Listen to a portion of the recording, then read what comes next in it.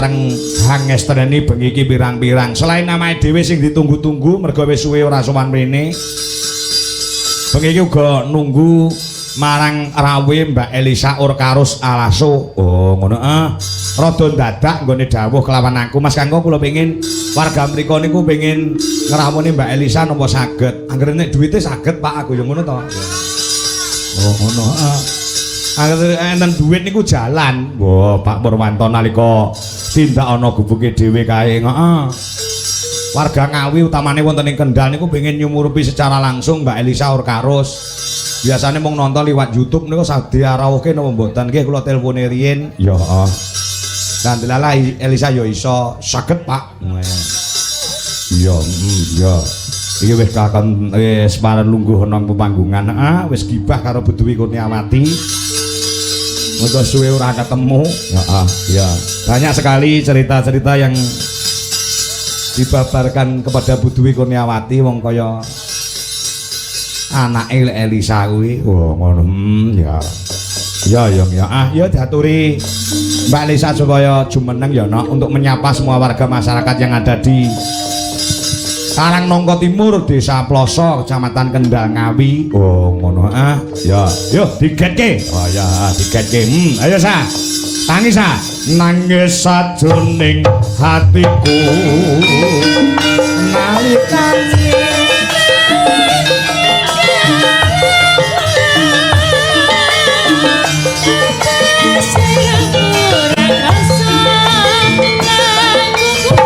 medun sak kita toko pen ya.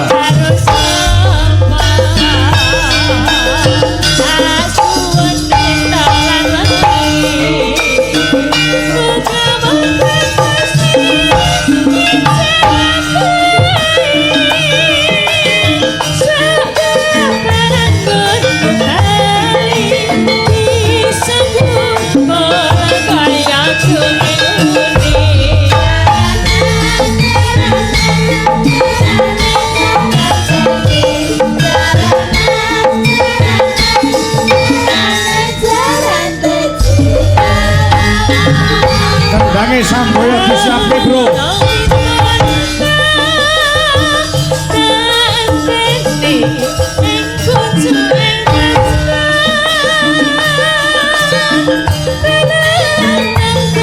Barel mencolot. Udah, buku ning gentenging.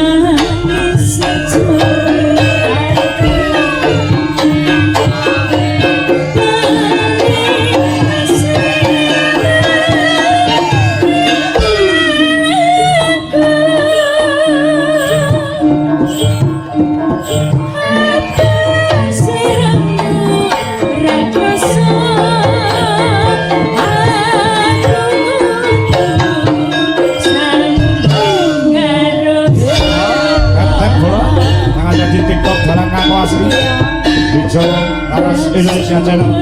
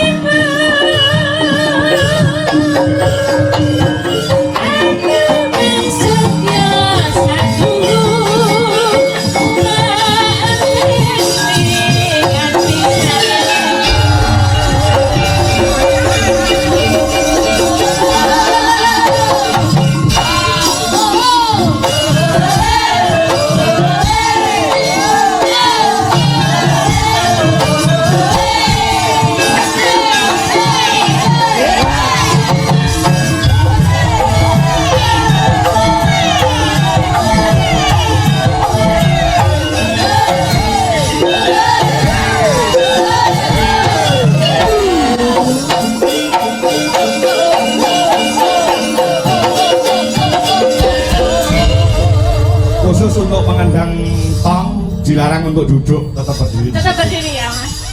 Luar biasa. Luar biasa. Ya lagi iki ana kejadian ngendang karo ngadeg.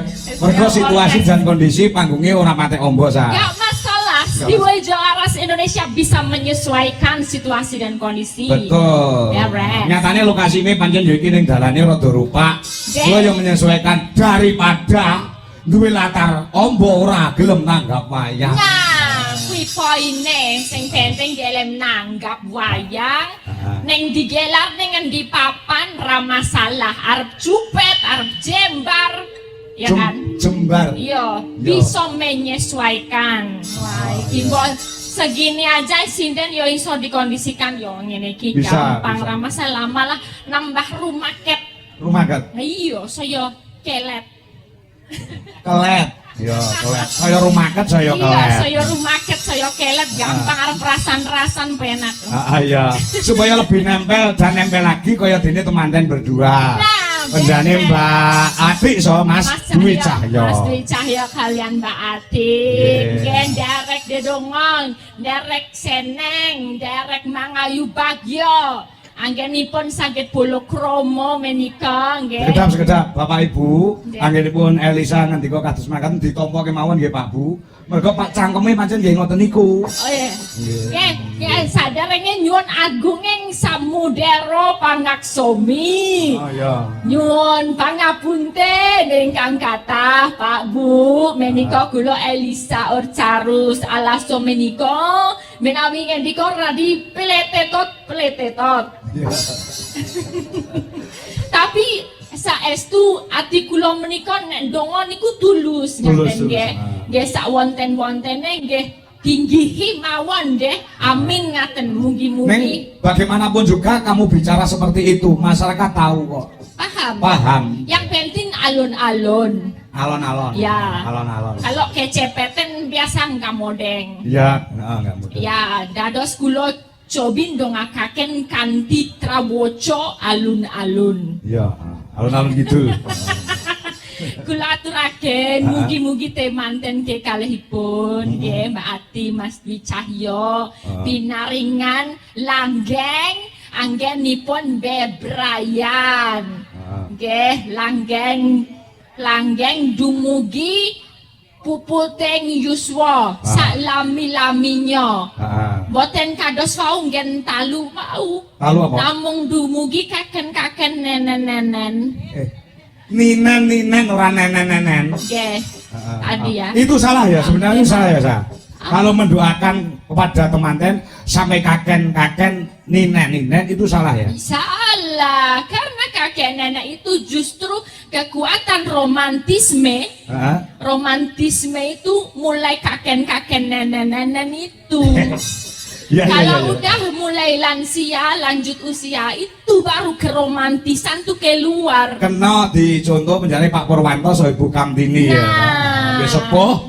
nyatane masih reruntungan toh atut runtut reruntungan kalau masih enom 30 tahun petang doso tahun seket doso tahun itu kasih sibuk sama cari duit ya cari duit masih punya ambisi-ambisi ben duwe omah ben duwe tambahan ben pendidikan anake saya maju tapi nek wis rampung mesti mikire awak dhewe wingi iki golek duit kaya ngono sing digoleki opo to mesti gitu kan kalau wis mulai lanjut usia wis mulai akhirnya wis awak dhewe tinik-tinik dunuk-dunuk mung kari wong loro ya Pak mung kari wong loro ya Bu itu romantisme itu mulai kaken-kaken nenen-nenen jadi sing dudungake aja mung tekan kaken-kaken nenen-nenen tapi tekan salami-laminya jodoh dunia akhirat nah jodoh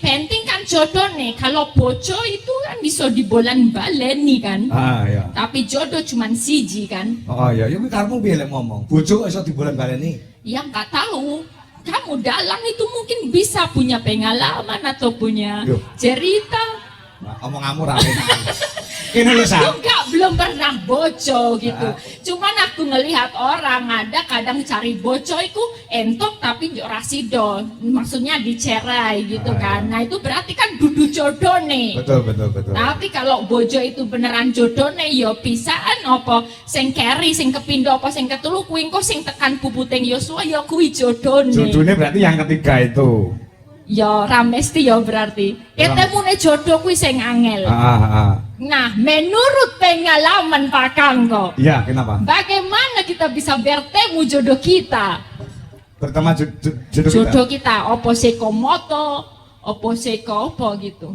seko moto iya pertama kali tetap mata ya dari mata turun ke hati jadi sama Bu Dwi dulu dari mata dari mata turun ke hati terus turun ke udara jadi medon meneh saya medon meneh tekan kuwi ya yang sing kudu diapresiasi macange Lulu Limbo nek wis ngene iki acara ono polokrama tapi juga nggelar wayang betul nah kita bola bali tak pikir aku tuh udah ikut wayangan sekoswi banget yo 2000 selewas 2011 ya betul sampai sekarang itu kan lama terus aku yo mikir kenapa uang kudu nangkep wayang ya kan kalau misalnya mantenan di apa namanya untuk di gedung aja udah mahal terus bar kui ditangkap ke wayang isi tambah dono kan dana ora dono dono ki dono Kasino Indro ya itu kan dana kok dono nah tak pikir itu terus ngopo kok wong Jawa mikir wong melek sabar narimo wong melek ya kan? Padahal aku melek bendino yo matane jembret loh kenapa jembret iya kan melek terus tuh kan kok iso diomongi sabar narimo gitu tak pikir-pikir coba sebagai dalang iso jawab nggak wong melek sabar narimo tegese ngene lho ngene padahal melek terus tuh kan badannya malah nggak sehat ini kayak gini ditanggap ke wayang rewangi lek-lekan melek sewengi natas kenapa ngene Sa kuwi pitutur luhur tumraping rungane ya ada kowe S3 ya to sebagai dalang saya sebagai dalang kena ngopo kok wong melek sabar narima. Nah, kenapa? Petuah Jawa mengatakan wong Jawa kuwi lakune sing paling ampuh siji poso loro melek. Siji poso, Ha. loro melek. Lah, poso karo melek kuwi luwih hebat meneh nek dikandani sabar lan narima. Wong gelem poso, wong gelem melek nirakati, ya toh? Ya. Nirakati awake dhewe, nirakati Ya. anake, Ya. nirakati gegayuhane. Lah, kuwi kudu dikandani sabar lan narima. Kuwi engko bakal tumus penjaluke ning sing gawe urip. Oh, dari Gitu. sabar narimo iki melengkapi Melengkapi. le poso karo Melek. melek Ah, iki mau. bener. Oh iya. Ah. Kalau ini persepsiku dewe ya. Hah? Wong melek tak pikir-pikir soalnya aku nek melek ki malah ora sabar. Gawane mung nesu-nesu wae. Lah ngopo? Melek petang dino i rasane pengen nesu-nesu terus aku, Pak. Lah sebabnya? Ya secara jasmani gitu. Terus wong Jawa ki piye to karepe gitu. Tak Iya. pikir terus ngopo kok wong melek mesti sabar gitu. Ah. Kok iso? Terus tak pikir-pikir, oh mungkin wong Jawa mikirnya beda. Wong melek ki maksudnya membuka mata hati, delok kahanan. Jadi nek wong melek ki nek mung peteng ki kan ra gelem delok wis karepmu, memikirkan ego sendiri. Tapi nek wis melek berarti kan membuka mata hati untuk melihat kahanan lebih luas lagi. Makanya dia sabar sama narimo. Bener gak? Ya bener. Eh. Itu dari sudut pandang mana kita menyikapi tembung itu. Nah, saiki paham apa kok wong Jawa ampuh-ampuh iki atine. Melek ternyata sing didelok kuwi kenapa kudu melek sewengi, ternyata itu ada filosofinya biar kita bisa melihat nggak cuma satu arah tapi lebih luas meneh. Maka nenek arep maju wong Jawa nanggap wayang kabeh gitu ya. Ben iso itu paham gitu Iya, iya. filosofine. Seneng Ini aku. Pak Purwanto sebagai contoh loh, Sa. Contoh gimana? Contoh seorang tua, ya orang tua yang tanggung jawab.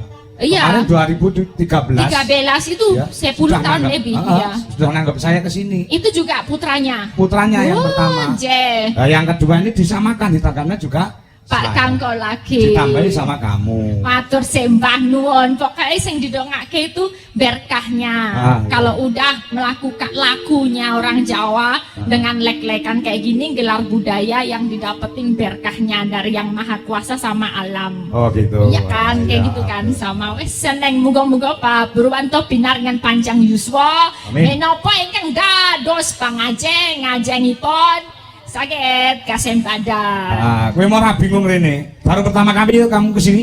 Iya pertama, Pertama, bingung. bingung. Tak kira itu Ngawi itu kan di tengah di sana, Kuke Ngaloren. Iya, benar. Iya, ternyata ini deket Magetan ya. Dekat Magetan. Iya, baru sekarang. Tapi Baru jadi nambah sederek jadi ngerti pemetaan lu. Iya. Ngerti Bahwa saya. Ngawi itu luas. Luas banget. Kamu pakai Google Map tuh tadi? Iya, Google Map lah. Ya, iya. Sama sedikit juga GPS. GPS. Gunakan penduduk sekitar. Oh iya. Iya.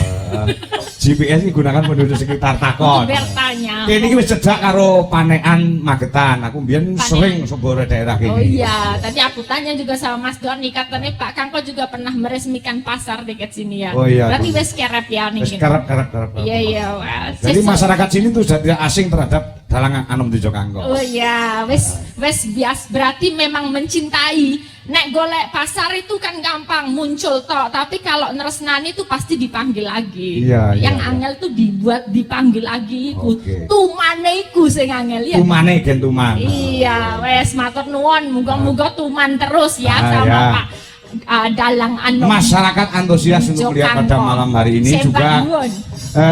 penjane Mas Dalang saka yang gini saka Pundi? enggak, penjane Mas Alek Oh, yo Mas pareng Alek. lawuh Oh, nggih sembah nuwun. Nggih. Mas Alek Budi. Nggih sembah nuwun. Dalang sasi suro. Kuwi wis mlebu sasi suro, ora tau leren sa. Enggak pernah leren. Wis tau melu porong karo Dalang Alek. Belum. Ah, belum. Berarti cek rong kuat nanggap kowe Mas Alek. Padahal aku gampang wae lho remboknya tuh. Ah, iya, Enggak betul. kok angel-angel ya. Belum kenal aja. Belum kenal aja. Iya. Nanti kalau udah kenal. Nggih menika ngaturaken Perkembangan ya. kabar nggih. Ah ya. Ah. Wonten pamundutan boten. Boten wonten. Ah, Mereka boten. saking kanggongan dalam nuwun sewu menggunakan warga utawa sindan-sindane awak dhewe termasuk sampean. Nggih. Boten diparengaken panyumbang lelagon. Oh, Nyumbang nggih. ngapunten. Ana pelok ana slendro ana pelok barang. Arep nggo temanten arep lagu apa? Sa. Derek Derek. mau belok dialog ini aja, Ah. Angen Teni. Oh iya, boleh? Ya. Ya, dibawani sik ya, Sa. Siap. Oke, monggo diaturke. Ya. Manah yen kateman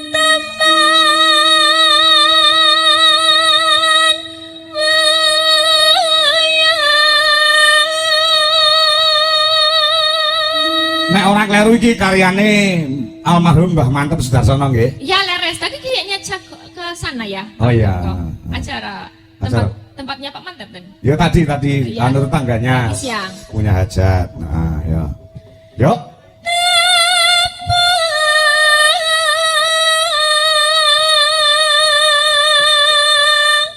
Wong kang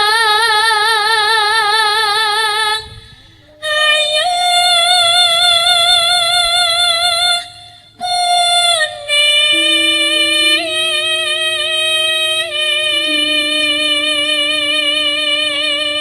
Sinden kondang dasare S3-mu sampung, Sa? Belum. Belum. Disertasinya itu panjang mumet das gue. Iya. Bulet. Heeh, nyatane disambi nyambut gawe kok. Iya bener. Ndak bengi ora tau leren. Iya. Nganti penggemar Elisa Orkarus ala Solover wah tiap malam lihat Elisa di YouTube. Iya, ini juga nonton EFC, matur suwun, EFC. saya senggol ada Pak Mario di Bayat, ada Pak Prastoto di Wonogiri, kata boy, matur nuwun, ikut menyimak Wijolaras Indonesia. Heeh, iya. Ya, terus Mbak. Dokter ya, lek wis S3 lulus dokter ya.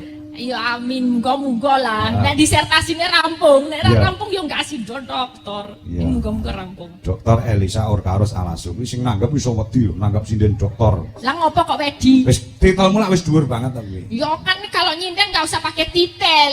Oh, Kalau iya. titel dipakai yang penting-penting aja di lembaga. Nah, nyinden yo biasa sebagai sinden aja. Lebih apa ya? Bukan pakai pendidikannya tapi pengalaman itu lebih seniorisme pengalaman itu sing paling penting. Kalih kula kalih Pak Dwi Jokangko ya masih saya hormati Pak Dwi Jokangko Iya, iya, karena pengalamannya lebih oke. Gitu lebih tua ya. Oh, Joko Dumeh, doktor, profesor, kepek gitu. Gak usah dipikir itu. Saya dipikir ya. Mula aku ya cukup S1 wae wis rampung lek kuwi kelas. Iya, untuk budrek kayak aku. Budrek mulai sekolah Aku teman-teman. juga mumet. S1 aku wis S2 wis rasa ndak pilek aku. Oh, rasa Pak, nggak usah. Aku aja kapok kok. Iya. Ya. Ya. Susah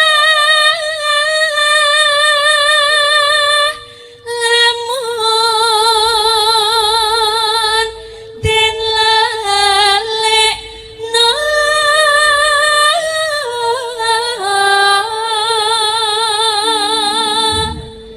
darmane dahsu mandeng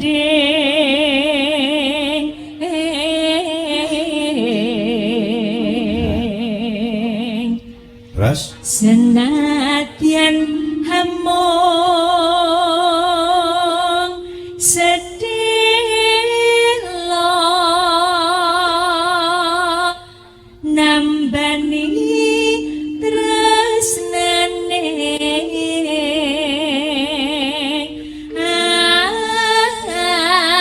ati.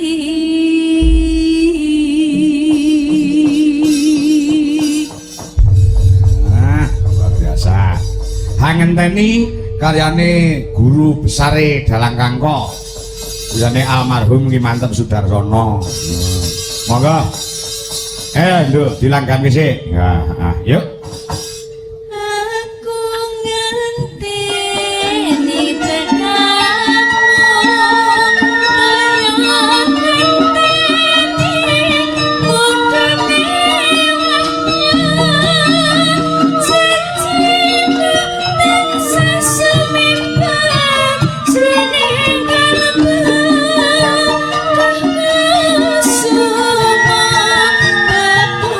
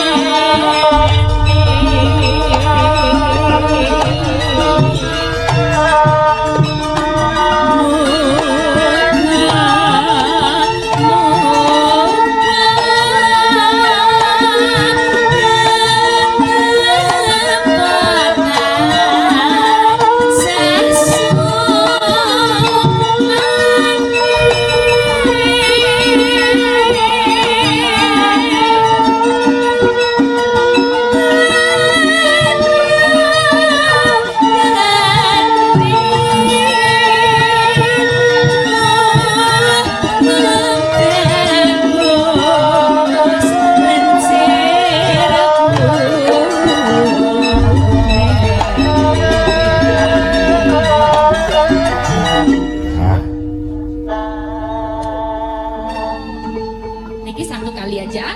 Langsung dangdut apa? Oke, langsung dangdut yang kedua. Nono. Ora cerewet sih gua. Loh, ini ujuk keakraban loh. Ya betul. Panjang ya tak ajari ya. Lah ning panggung kowe rasa dadak anu, itu ngelokne dalang ya selokno anu. Itu. Ora ning ngisor kok ngelokne, wah tapuk manuk. Wah. Iya. Nggih, Mbak Sinden. Su. Yo. Gledang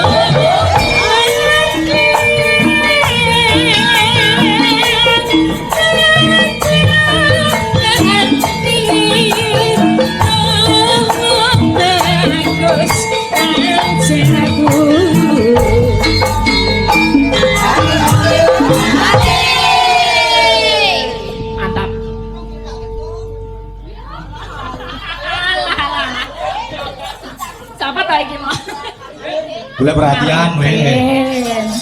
Tumasang anggarane Elisa kok rumah sang tukang sonku kowe sa. Malah ben. Ora tau ngerti wong ayu, ngerti ni wedhus ning omah aku.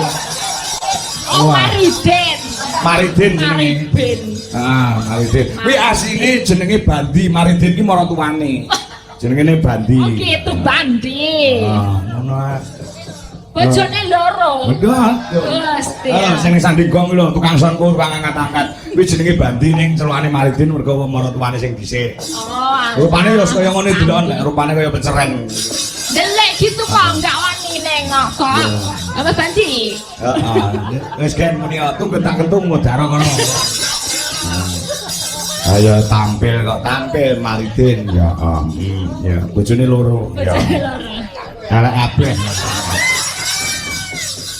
Yo. Ledang. Gledang.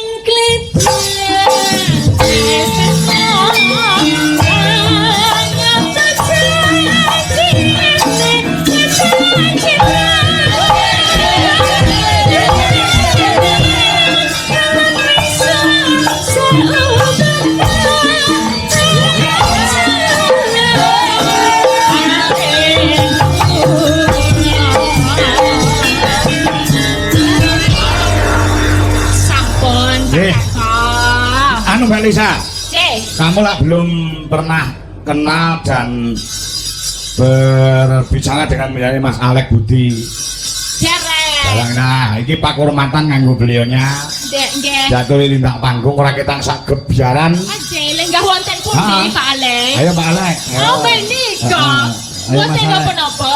Yo, Kang ayo. Kok katane sarungan gitu. Enggak Mas apa-apa. Alek. Mboten napa-napa. Ora apa-apa sing penting munggah kene sumben gek jaluk nomor Elisa Mas Alek. Nah, saniki nggih mboten napa-napa lho. Ayo, ayo. Ayo Mas, tindak muka Mas. Ya, turut, turut.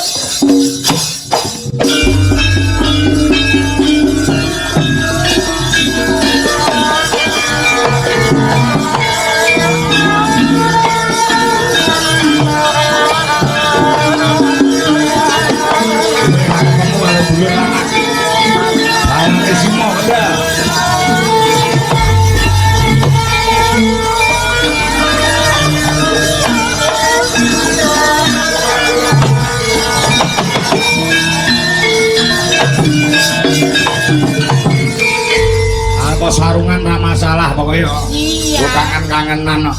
Ini stylish saiki kok. Ayo. Kula sarungan sedak Melisa niku Pripun? priyo grobyo sing isor dhuwur. Ampun gobias niki nggih kula Elisa kenalan lah Pak Alek. Nggih. Kapan-kapan kula ini nggih. Daleme pundi? Kula teng Yogyakarta, Demak Ijo. Asline Seko toli-toli. lho ngene iki. Toli-toli. Sama nanti lah Mas. Heh? Toli-toli ngendi sama nanti lah. Cedake Pundi? Ngertos boten? oh cedake kecamatan Niku nganu, kale Meduro ngalor sithik.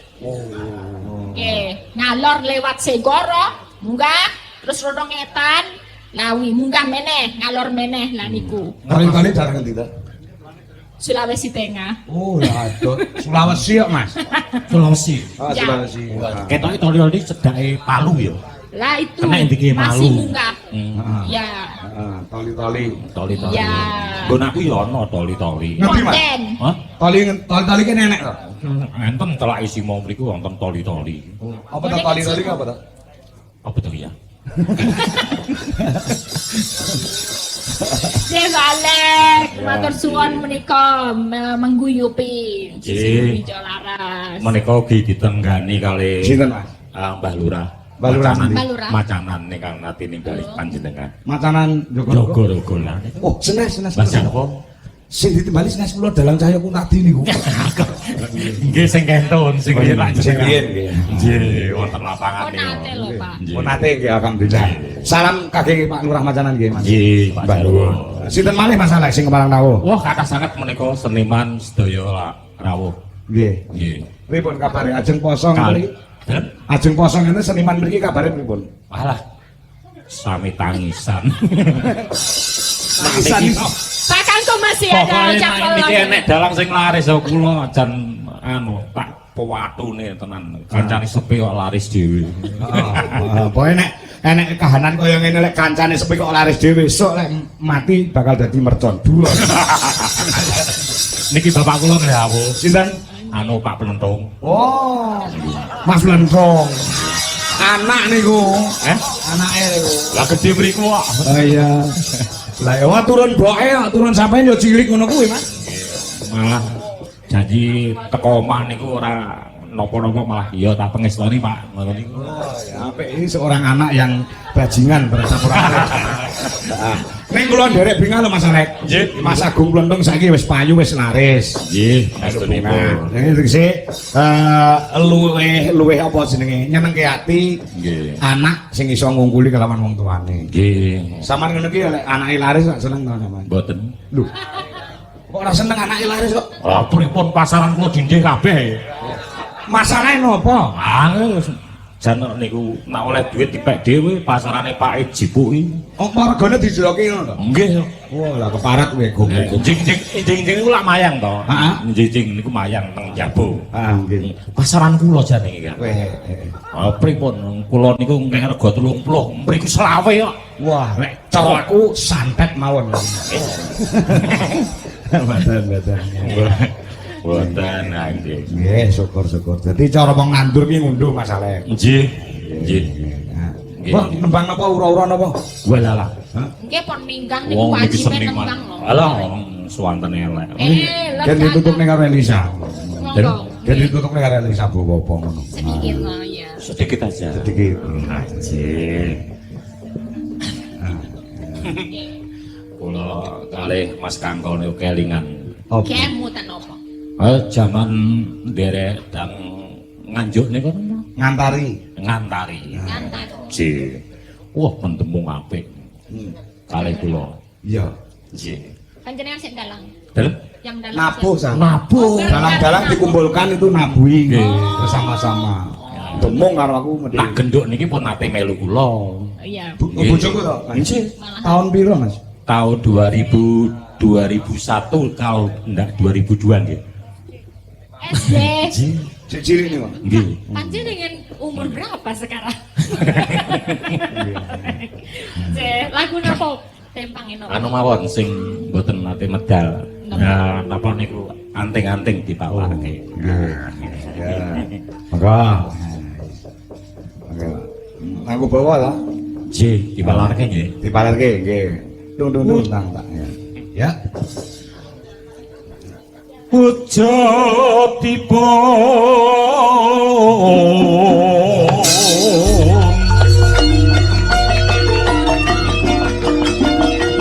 namung ngalih kendang kanggo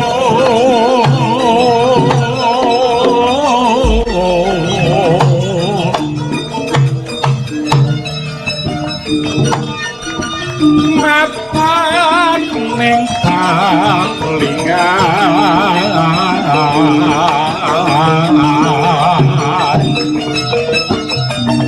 hagemane para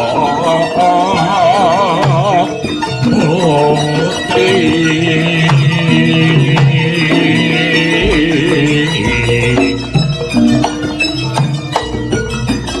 anting-anting sangkepe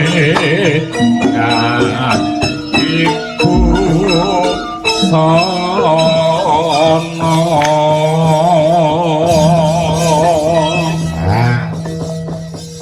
Ya, Mas. Oke. Nggih, anu cewek no. Wayang. Nah, ya. Mbak Lisa. Nganteng gitu. Iya. Masalah kapal Bang Anang. Iya. Maka masalah. Sing apa sopo? Oh Wiwi, ayo Wiwi. Nah, kuwi yo sidane masalah nggih men Wiwi. Nostalgia. Nah. Ayo Wiwi. Iya, Mbak Wiwi. Yuk. Tenganting bareng cempaka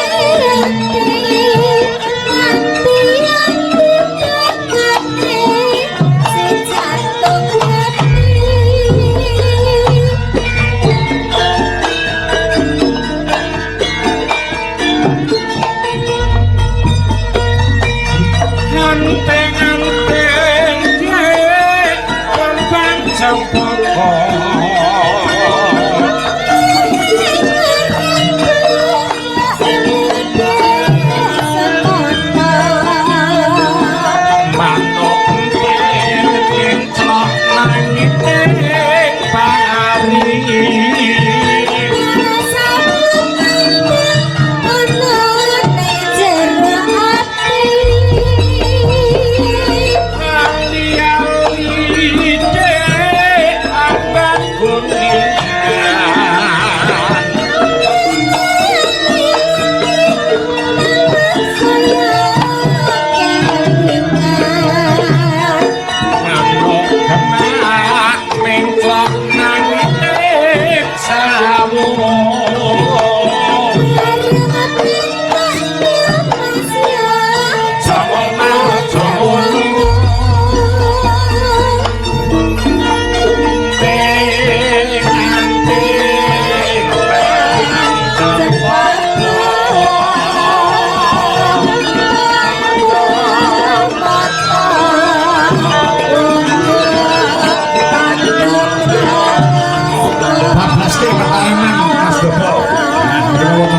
Gelut lagen sambung pasti dalu.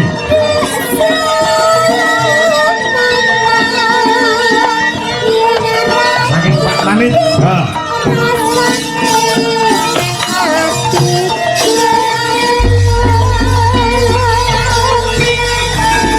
Ayo masalek.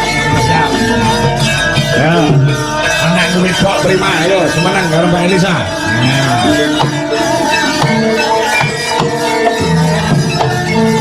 Pertama Garang Lambang, yang kedua Garang Coro Gamelan Bali. Sambung Panji Dalu kalinya Ki Haji Sukon Sumondo.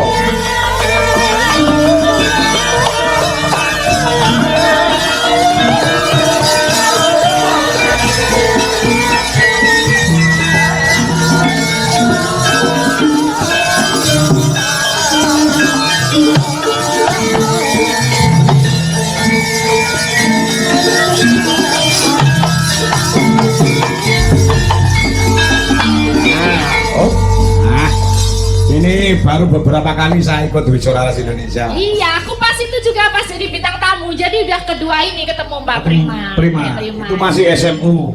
Iya, masih ini kan sama anaknya kan? Enggak, cuma teman aja. Oh, cuma teman aja. Kelas itu ya Dok, anu mah. Kelas 3. Oh, jane cah Ngawi we. Iya, aku Nga- anak Ngawi. Oh, Ngawine ngendi? Yang lengkap apa yang Ya yang lengkap dong. yang lengkap? Dusun Sono, Desa Krompel, Kecamatan Beringin, Kabupaten Ngawi. Weh, Ngawi Beringin karo kene ada ora? Nggih tebih, Pak. Ngawimu ngendi? Sebelah. Kenapa? Ngawine. Ngawi nih. Heeh. Kena Ngawi sebelah selatan, mepet dengan Panean Magetan. Nggih Ngawi Timur. Oh, Ngawi Timur. Ya ini 1 jam dari sini. Oh, tidak Padas. Iya, cedaknya itu. Oh, cedaknya itu. Ya itu. Iya, sakarepmu nek ngomong wis penting. Main Pak ke sana. Main ke sana. Iya. Ya, nanti bulan Juni saya ke daerah sana. Padas. Iya, ke Padas. Iya. Kenapa itu? Hah? Kenapa? Suntik. Tanggapan Oh. goblok ya. Ayo goblok. Orang ini tanggapan sulit tekan ngono ngopo? Kan biasanya kan orang-orang di rumahku itu kalau suntik ning ndi ngono ning Padas ngoten kok. Oh, kono enek doktere to? Nggih. Oh, berarti salah tompo sampean. Nek perkara suntik ora usah tekan nggonmu kono. Nggonku iki dudu doktere mandine ora umum, ngungkuli dokter kok. Pundi niku? Daerah nggonku kono enek jenenge sapa to? Karangasem napa wonten Ya. rumah sakit, Pak? Mboten enten lho. Ora perlu rumah sakit, wis sudah terbukti. Aku krungu kondange dokter kalah, rasa nganggo resep. Enek wong tangane kecelakaan ya, bundas nggo tangane ngene iki. Tanpa nganggo suntik kono ki langsung mara rono, langsung dicekel didilat mari. Kok didilat, Pak? Iya, Pripun niku dilate? Ya didilat ngono terus mari, lara tangane. Kok tiba sikile dengkul kuwi bapak bunyak metu getihe. Kuwi ora usah perlu ning dokter gawa rono didilat mari. Aku ndek iki anyang-anyangan. Nggih. Aku rono. Anyang-anyangan? Heeh. Anyang-anyangan Anyang-anyangan. didilat, Pak. Ora, aku mek anu rono ki anyang-anyang diomongi lek kon anu karete iki kon alekne ning nggon jempolan. Jebule didilat. Ora ditaleni karet. Ditaleni karet. Oh, iki cah lugu kok. Nek ambeien piye, Pak? Heh? Nek ambeien. Ambeien lho, Pak. Aku ora tau lara kuwi yo. Mboten ate. Ora tau lara kuwi. Nek cereneng-cereneng, Pak. Cereneng. Cereneng-cereneng mriki ya didilat. Enggak. Mboten diapane? Disebul karo kompresor. Ngapa ora?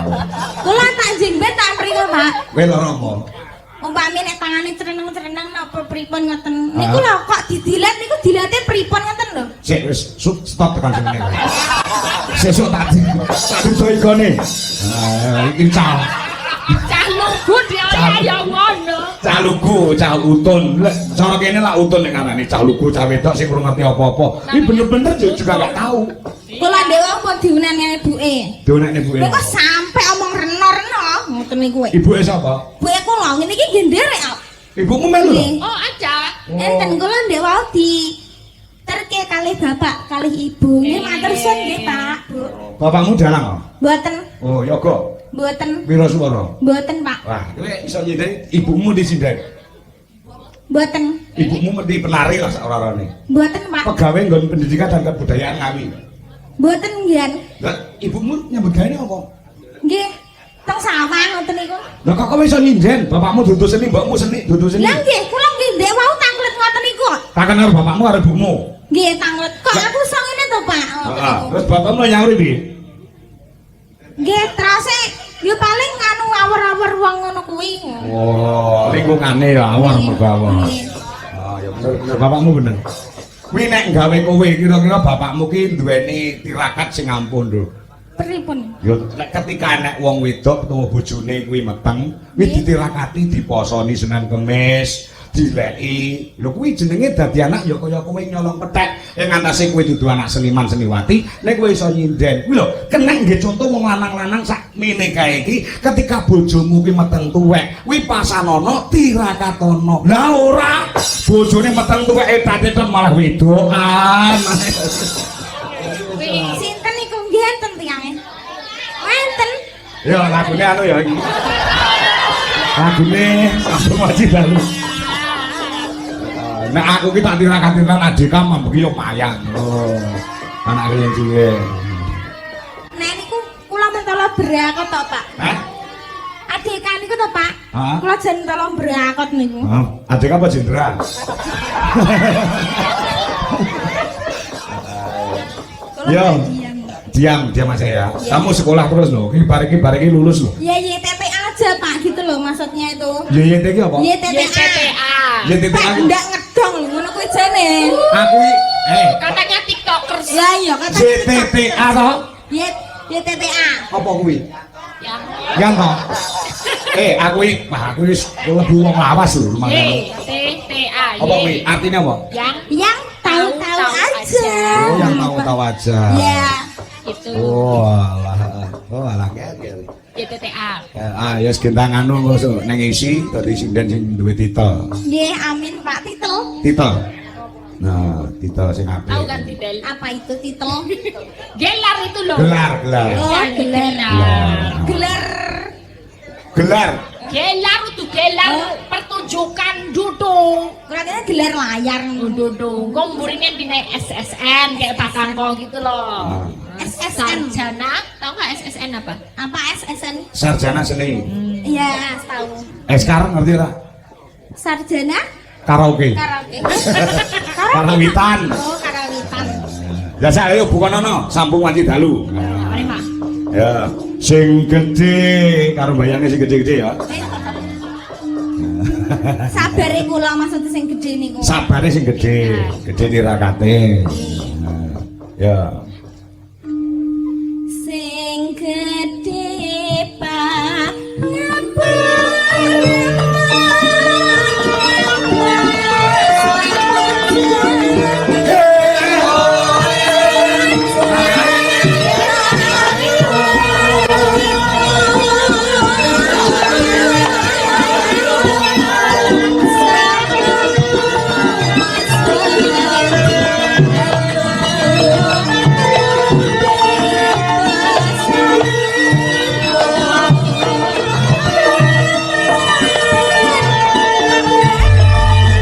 Elisa Burgarus Salasu.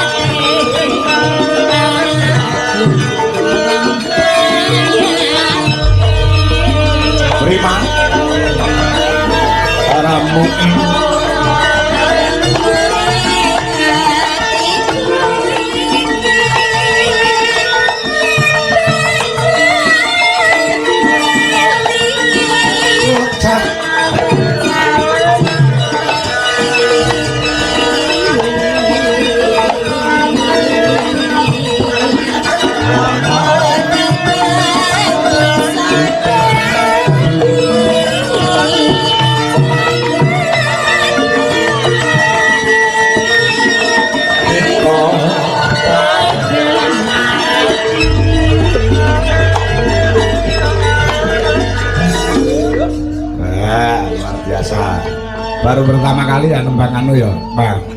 Nembang anu. Sabung ngaji dalu. Sabung ngaji dalu baru pertama ini. Iya, Tapi Pak kamu Anoko. bisa. Iya. Luar biasa. Itu rungan-rungan itu loh, Pak. Rungon-rungon. Iya. Ya, kupingan. Iya. Nah, tapi kamu bisa. Selagi ini kamu mau belajar dan mau bertanya, pasti kamu bisa. Nah, bocah pinter, ayu, utun, ibadahnya kuat. Wis bejane sing duwe bojo sampeyan kuwi, Nduk. Tenang. Iki mau aku ngerti kowe arep munggah rene ku ya ngisaan sik. Sesuk-esuk meni bar nyinden meni subuhan. Disenggol wong lanang tanganmu no. Astagfirullahaladzim. Ya Allah nyuwun ngapura Gusti. Tangane dicekel wong lanang ngono. Ya ampun Gusti Allah kula dosa ya Allah. Bareng dikeloni meneng ae piye? Mboten lho, Pak. Nggih mboten dikeloni. Maksudnya dikeloni bapake karo ibuke. Nggih. Nah, nanune no ya sa. Isen-isen Nduk sing ora metu iki. Ya. Mendah maya Gamelan Bali Joko.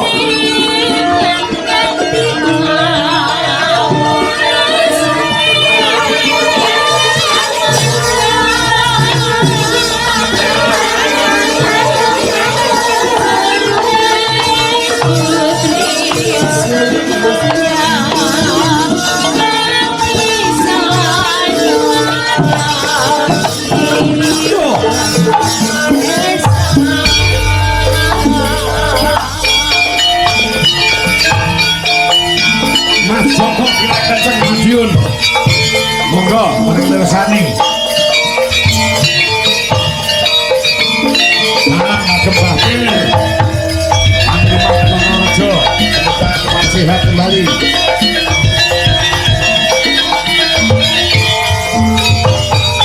Mas Kadino untuk ungu Jakarta. Joko untuk Malang Kediri.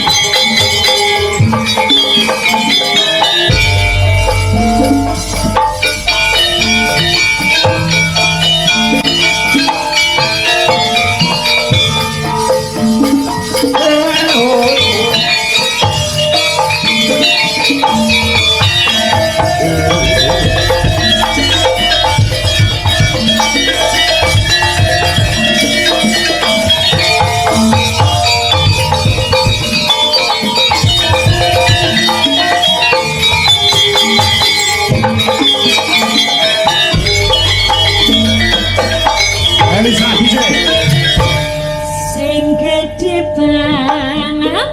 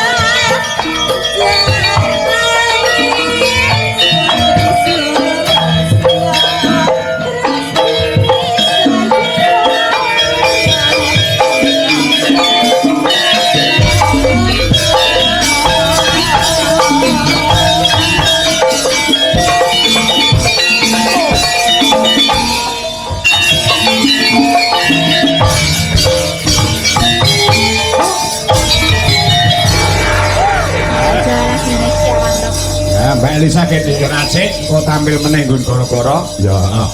Yo, sinden telu sing kawan duwe Solaris Indonesia.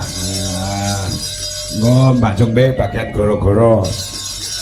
Oh, ngono karo bagian Partayungan. Besune. Kita wiwik karo Mayang ayo. Iki ana sing nyuwun lagon garap gamelan Bali meneh no. Mumpung iki gamelan Bali ya komplit digawa. Oh ngono insyaallah tinggalane guruku almarhum Ki Ento Sesmono seka Tegal. Oh ngono ya. Ya. Lagune cara Bali meneh sing rada gumyak. Oh rada gumyak. Menika wonten mangundhut saking Mas Joko Pilang Kenceng. Kelinci ucul garap gamelan Bali Pak Kangkos Mbak Nuwun. Mbah Pir Panglima Kenongorejo semoga cepat sehat kembali dan kembali beraktivitas. Oh iya, Mas Kadinu Pondokmu. Uga keparang lawo ayo kulenggon rada ombo. Oh ngono. Ya. Uga menika saking Pak Eko Suratin. Nah. Nggih Pak Eko Suratin saking Padipokan Bayat nyuwun inding. Oh nggih. Laris terus Mas Kakong nggih, amin. Nah, ya. Oh, yo tanpa nganggo bawa untuk menyekat waktu. Ya. Garap gamelan Bali kelinci ucul. Yuk, jados para kanca.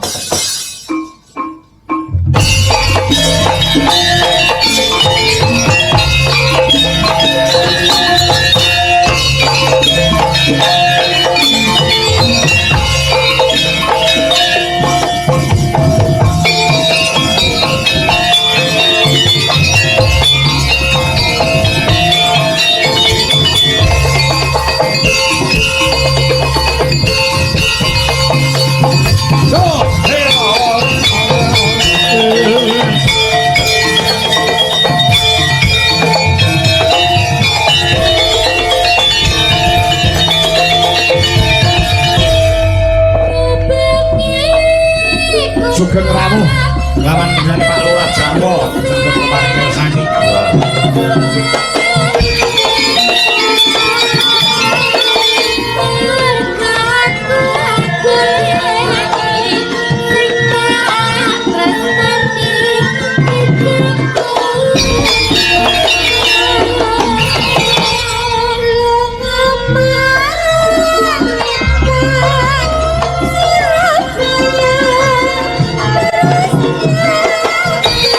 Yeah.